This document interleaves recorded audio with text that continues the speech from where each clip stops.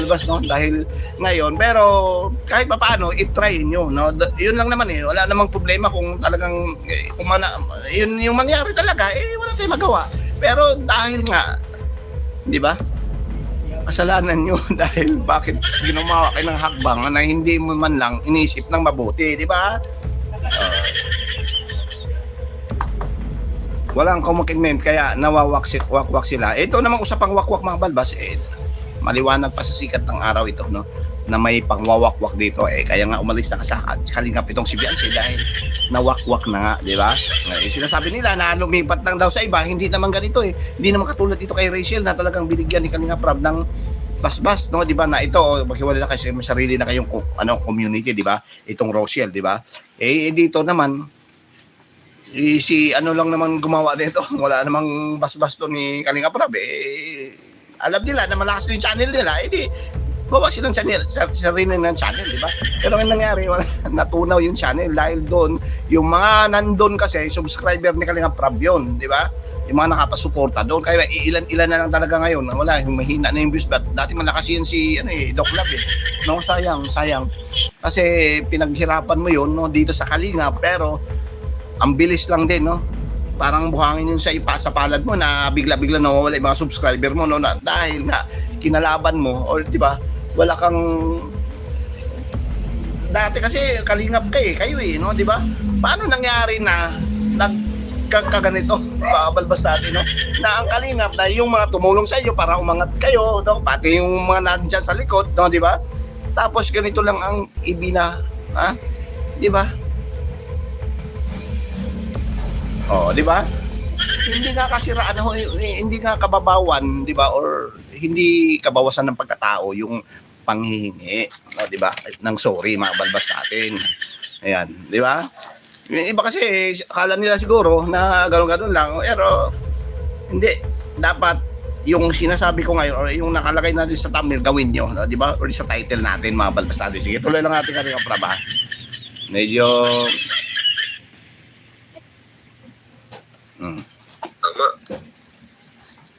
Tama po yan. Look at Joy, Carla, di ba? Ayan na, mapasok na yung kamamaya-maya. Wait lang, tiyan mo. Michelle Gubaton, ayan, shoutout po. Saka, Rab. kung may mga Yan. nagsulsulman, bandang huli tayo pa rin na mag-decide Yun sabi ko sa iyo, di ba, mga balbas natin. Yung beneficiary pa rin ang magde-decide dyan, di ba? Matanda na rin tayo para mag-desisyon kung ano yung tama at kung ano yung mali. Tama, kasi mula sa iyo, tamang edad na di ba? Tama yun. Ayun. Anong sabi ni Merit? Ako di ako naniniwala na isa si Merit doon. Di ako naniniwala na isa si Merit. Napanood ko yung live ni Ninong July. Same din kami ng paras kami ni Ninong July na... Grabe, ang haba ng no? Kawawa naman si Bansi, tingnan mo. Ang si Bansi, ang pamilya niya ang dahilan bakit sila nababas tapos Kalingap isisi yung bashing na natatanggap nila. Mas nakinig kasi sila sa dalawang traidor. Nako, ang hirap nito mga balbas natin, no? Grabe. Nagpaliwanag. Si Bendit naman, no, yung issue na ganon, hindi rin talaga naniwala doon si Kalingap Rab, no. So tuloy tayo. Nang nasa isip. Mag-public apology pero kung hindi galing sa puso, wag na lang. Yan yung sinasabi ko. Ano sa palagay mo? Si Blanc at ang family niya ang dahilan bakit sila nababash tapos sa Kalingap isisi yung bashing. Natatanggap nila mas nakinig kasi sa traitor. That is why kailangan talaga merong manager. Yon, tama. Galing, no? That is why nanandyan si Kalingap Rab, no? Para kahit papaano, walang pangbabash talaga. Pero doon sa ginawa nila ngayon mga balbas, no? Doon sa ginawa nila ngayon, wala na sila sa Kalingap. Paano na may handle na maayos yan ni Kalingap Rab, di ba? Paano na lang? No? Ito na, may sinasabi ka dito, no? Mag-sorry, mag-public apology dahil sa nandyan kayo dati sa Kalingap, kayo siniraan nyo ang Kalingap at nagpapatulfo kayo, siyempre di ba, yung founder pa mismo, ha? Ay, yung pinaka-the best yun para makabawi-bawi kayo dyan, ay humingi kayo ng public or, di ba, public apology. Pasensya, Kuya Bal, dahil ganito, ganyan. Hindi yung magmamatigas pa kayo dyan, ha? Sino ba yung pinagmalaki nyo kasi? Ha? Hindi, ito balbas yung mga nanood, baka mananood si Nanay Biran or Nanay Biran. Ansel dito ngayon ang sponsor na yan, yung mga nandyan sa likod mo, hindi yan panghabang buhay na nandyan yan, natulungan kayo dyan, wala, hindi yan naabot, siguro taon, 3 or 4 na buwan lang yan nandyan, pero tingnan mo, yung isa na nahimik na dahil wala nang views, yung sinasabing uod, no?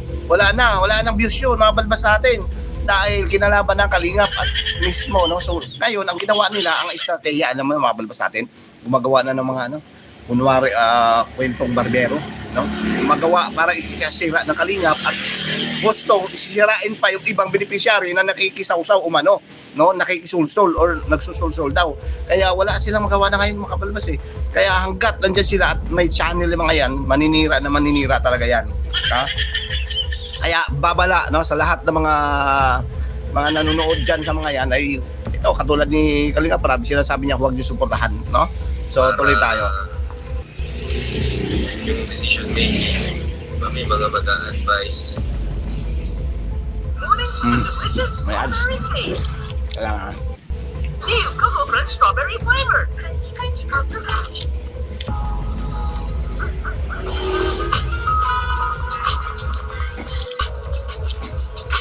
Ito lang mga balbas, isa pa ato yung napansin ito mga balbas, napakaganda, no? Sinabi na dati to ni Kalingap Rab, no? Stop manood sa social media, ilayo sila sa social media. Yan lang ang tanging paraan para hindi na talaga sila maapektuhan dito, which is not, totoo naman di ba? Huwag na sila para comment dyan, Kuya Bal, kasi si Kuya Bal yung semento ko kulang, no, di ba? Ginamit mo yung semento ko, di ba? Huwag na magpara comment, no, di ba? Kasi lalong ikakasira mo yan at ikaka-down sa pagkatao nyo yan. Na? Tingnan mo, yung mga antay na yan, andyan, nakasuporta ko no, di ba? Pero pagdating na iputol po, nasaan sila?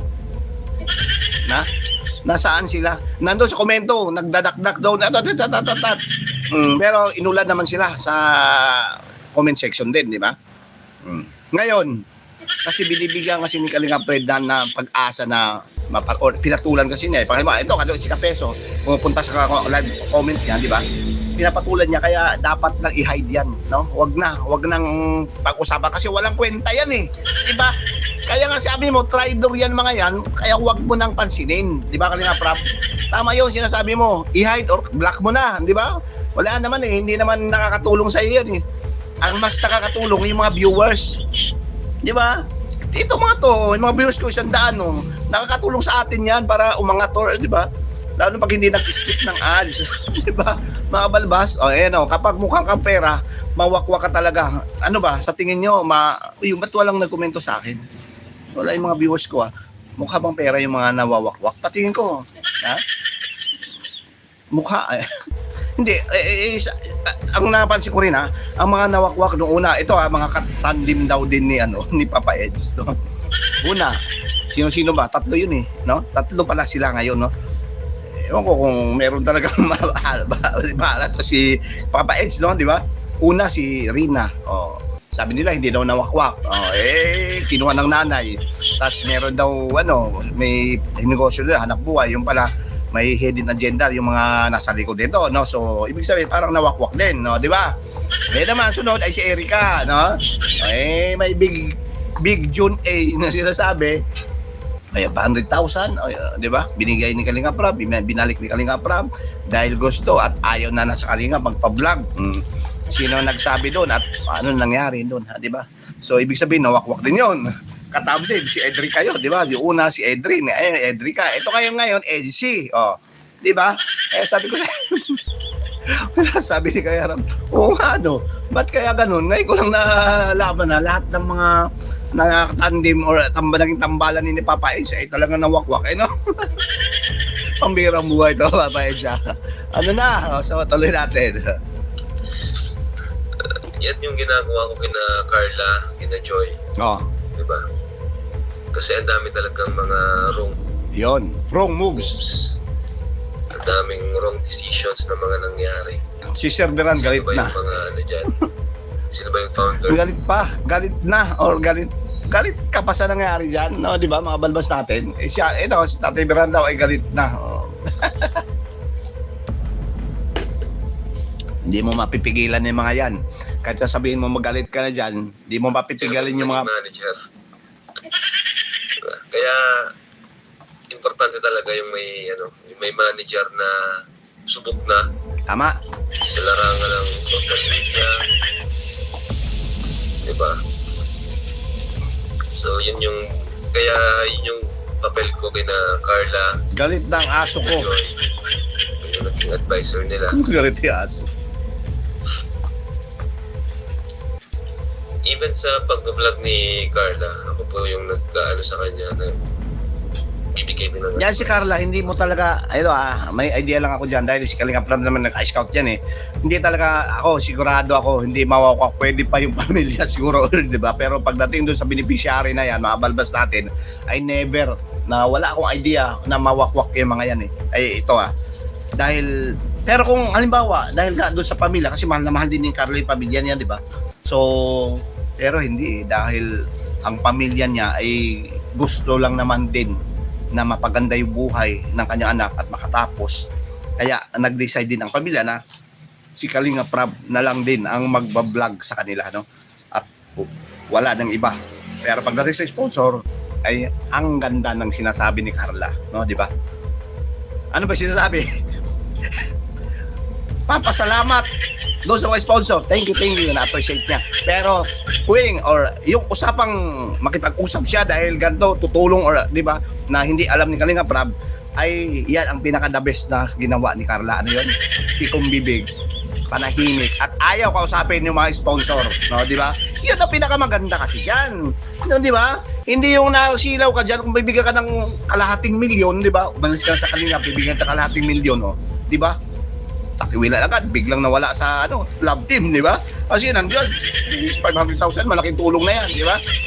Pero pag nandito kay Carla, ay nako, the best, no?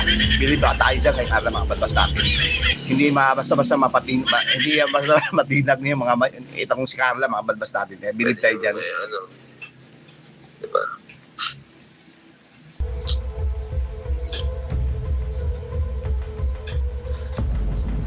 Pag di daw tumigil sa reklamo niya na sa barangay, hindi na po. Kay Medit yan. Dito tayo sa sunod. Kaya sa rin sinabi ni Medit. Naku po. Panoorin natin. Sunod.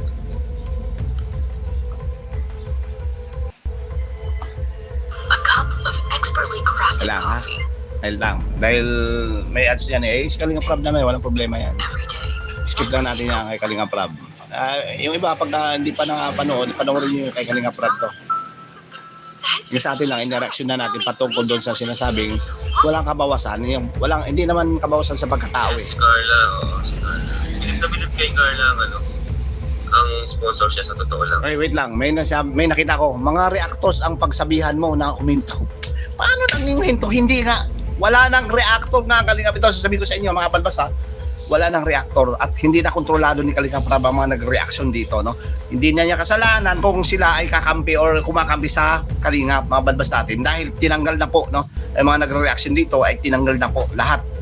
Yung mga antay nga, talagang binabato sila, di ba? Dito pa kaya na yung sabi dito na free na lahat, no, di ba? Kung saan man kami mag-reaction ay libre lahat, kung sino-sino man ang balawarain, or di ba? Pero doon sa mga nang babalahura at ating mga balbasa nagbabalahura ng down bill or below the belt na ay mariing itinanggi at hindi talaga susuportahan yan, hindi konsintihin yan ni Kalinga Prab, Kuya Bal, yung mga yan dahil nga po hindi at walang kalingap na bawa ikaw ay puro kalingap at yan ang ginagawa mo ay hindi yan nasusuportahan talaga ni Kalinga Prab, although gumawa ka ng no, public apology ka nga pero wala ka naman doon sa mismo bagay, wala. Katulad kayo, nabiro naman palang channel na.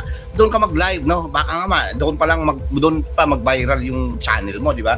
Public apology na nasa puso, di ba? Mga balbas, yan lang. Hinihiling ng mga viewers kahit dito eh. Wala namang kabawasan eh, no? Hindi kabawasan yung paghihingi ng sorry dun sa pagkatao mo, di ba, mga balbas natin. So, di ba, hindi tayo, ano ngayon mga balbas, yung nangyari, nagiging toxic na dahil banat doon, banat dito. Si Kuya Bal, hindi naman ano yan, kasi sasabihin natin na kayo ang nag-umpisa dyan, ay talaga tatapusin ni Kuya Bal yan, di ba? Which is na sa akin lang naman, ay hindi ako pabor, no? Dahil gusto natin ay tahimik, ang mahinig, at bata ang maapektuhan nito, mabiging biktima, mabibing, di ba, gustuhin mo ba, or di ba? Dati naman ay aminin natin na mahal natin, at di ba, pinaglaban din natin si Beyonce, di ba? Dito lang talaga ay nagiging, di ba, biktima talaga si Beyonce rito. Kasi si Kalinga Prab Kuya Bal, kaya nasaktan si Kuya Bal no, 'di ba, dahil diyan sa mga nasa likod niyan. Hindi naman hindi ako naniniwala kaya ni Beyonce yan na siya lang mag-isa pumunta sa Dolpo. Hindi, no? Hindi ako naniniwala. Merong nasa likod niyan, no? Merong nag-uudyok, nanggagatong diyan para mapag-usapan or 'di ba? Kung bawa ikaw ang gagayahin doon sa mga iba na talagang nanahimik na lamang, parang kumbaga siya yung nagiging ambassador, di ba? Nagre-representa, nagkamali siya, di ba? Kasi ang pinatulpo niya ay pagdating doon sa comment section mismo sa Tulfo in action, naiba siya, no? Naiba sila ng pamilyang ito, mga balbas natin. At hanggang ngayon, na which is na mali, no? Hindi naman dapat talaga Dapat gawin diyan ay magbigay kayo or gumawa kayo ng decision sa sarili nyo at gumawa kayo ng paraan para, di ba, kausapin si Kuya Bal personally. Kalinga Prab na kay lang. Pumunta kayo doon sa bahay ni Kuya Bal, Kalinga Prab. Ganun lang, hindi yung gagawa kayo, Ma'am Alona, shout out po. No, di ba? Hindi yung gagawa ka ng ganito, balikan mo si tapos gagawa naman, gagalit na naman kayo, di ba? Vice versa. Hindi dapat ganun, di ba? Pinaka-the best yan, syempre, di ba? Pamahal din naman natin si mahal ng mga viewers itong si Beyonce, kaso ang problema nga lang, inuulit ko yung mga viewers, yung mga nasa likod niyan ngayon, na talagang kalat ng umaga, di ba, kasiraan nila, di ba, sila lang naman yan kasi si Beyonce walang idea dyan talaga, bata pa yan di ba, tapos ngayon sabihin nyo dahil dyan sa Kalingap nag-reaction or sila Kuya Bal dahil medyo siyempre natural, di ba? Content creator rin si Kuya Bal Kaya, pero sinasabi naman yan dati pa no? Huwag kayo magpapa-epekto pagdating sa social media, di ba? Una na yung sinasabi, before pa, na iba i-vlog kayo ni Kalinga Prab. Hindi ba naalala yon? First vlog, tignan nyo, di ba? Hindi man kayo kinausap doon sa mismong camera, pero off-cam, kinakausap kayo, no? O kayo, suportahan ko namin kayo, tutulungan namin kayo, pero may mga yan, di ba? Kakibat na mga kumbaga haharapin, no, di ba? Meron yan, mga balbas natin. Hindi pa pwedeng sabihin mo na wala kang basher. Hindi mo pa pwedeng sabihin na, di ba, hindi ka masasaktan dito pagdating dito sa kasi charity vlogger ay may mga basher din yan, di ba? Talagang lahat ng charity vlogger, kahit mga reactor, daming basher, di ba? Kaya mangyayari dyan, kailangan matatag, matibay loob mo. Before pa dati before pa nang inano niyan sila, ganun kasi may yan si Kalinga Prab hindi ba basta may vlog yan, una may consent dapat sa magulang, di ba? Kahit ka sa barangay meron yan ito tutulungan namin, di ba? Tapos ito, pag merong mga nambabas pagdating na sa social media, no, di ba, Facebook man or kung anong platform, no, dito sa social media mangyaring hindi dapat magpapa-apekto. Pero ano nangyari ngayon, mga balwas? Kinain lang niya yung mga sinasabi o pinapayo dati nila Kalinga Prab na huwag magpapa-apekto, no? So useless, no? Nagiging toxic at nagiging nabaliwala lahat dahil hindi nila nai-absorb yung mga sinasabi ni Kalinga Prab before pa, no? Na binanggit or before pa ito, no, na umabot pa sa episode 98, pabalwas natin. So yun lang po ang ating reaction sa ngayon, no. So sana yung iba ay like naman, ang baba ng like ko, mabalwas natin. Thank you at mabuhay po tayong lahat at sana may susuporta pa rin tayo sa atin. Sa bagay may 100 views na tayo, mga balbas, no? At madadagdagan pa ito mamaya-maya, mga balbas natin. Thank you na po. At ito po ay medyo busy pa tayo, no? So hanggang dito na lamang balbas natin at mamaya ay magbibigay ulit muli tayo ng reaction video patungkol dito at ano pa man, no? Update ko kayo at syempre subscribe na rin yung mga gusto mag-subscribe sa ating YouTube channel. Thank you, God bless at mabuhay po tayo lahat. Bye-bye!